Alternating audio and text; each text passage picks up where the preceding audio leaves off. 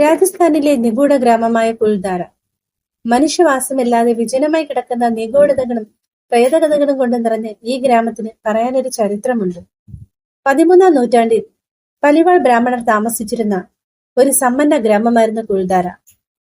ജയ്സാൽമീറിലെ അന്നത്തെ ദിവാനായിരുന്ന സലീം സിംഗ് ഗ്രാമത്തലവന്റെ മകളെ വിവാഹം കഴിക്കാൻ ആഗ്രഹിച്ചു. എന്നാൽ അയാളെ വിവാഹം കഴിക്കാൻ ആ പെൺകുട്ടി തയ്യാറല്ലായിരുന്നു.